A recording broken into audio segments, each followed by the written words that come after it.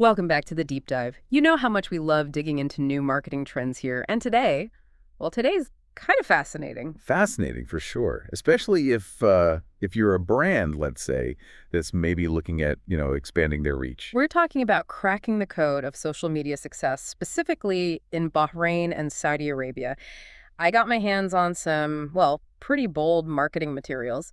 This company, al-ASAR JADEED, caught my eye. ASAR JADEED, yeah. Yeah. I've come across their, I think they do some pretty interesting work, actually, yeah. They're claiming to be able to really amplify a brand's presence in these two nations. But, and this is the big but, how do you stand out in what is already a super saturated digital market, right? Right. And well, it's more than just a crowded space, right? You hit the nail on the head. It's like al-SAR, al-JADEED. It translates to the new era. I always find those little details interesting. So they get points for a catchy name, I guess. Exactly. Yeah. But to thrive in this era, it's not enough to just show up. You know what I mean? Brands need a deeper understanding of what makes these markets tick. Which I think is a perfect place to jump in. So for our listeners who may be new to this, why are Bahrain and Saudi Arabia such hotspots right now? Well, for starters, think about the numbers.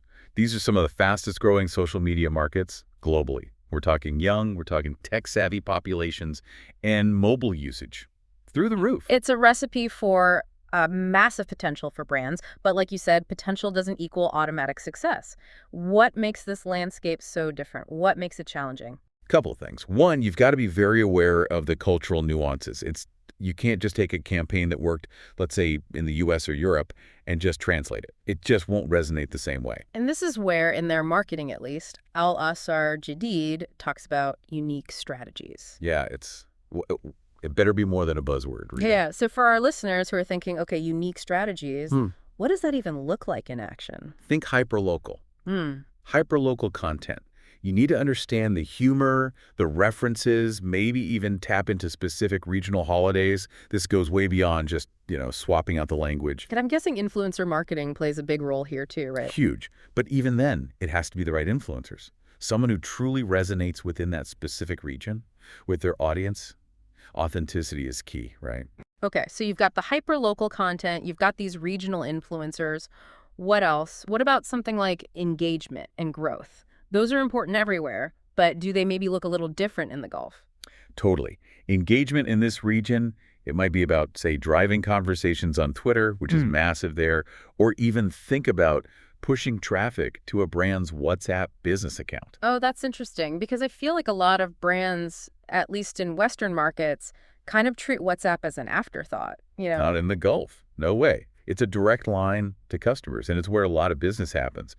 And growth, yeah, it's not just about follower count. It's about, as we said, connecting with the right people, the ones who are actually going to become loyal customers. Now, something else al-ASAR JADEED mentions, and I'm curious to get your take on this, is the whole standing out from the competition thing. Again, easy to say, much harder to actually achieve in a market as, well, frankly, booming as this. Right. And in a market that's becoming increasingly competitive, too. So how do you break through that noise?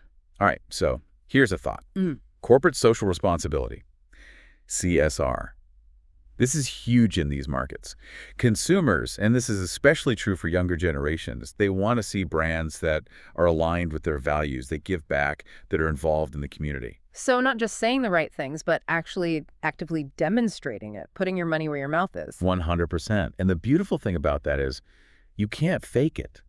Authenticity is key here. Which honestly feels like a breath of fresh air, In a world where everyone's trying to game the algorithm to crack the code. Oh, I hear that, yeah. And this isn't just about like a one-off campaign. It's about weaving this commitment into the fabric of your brand. So for our listener who's maybe a little overwhelmed right now trying to wrap their head around all of this, what's the one key takeaway you want to leave them with when it comes to social media success in these markets?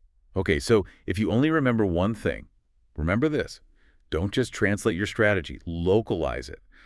Really understand the platforms that are popular, think Snapchat, Telegram, even platforms you might not be as familiar with, and partner up.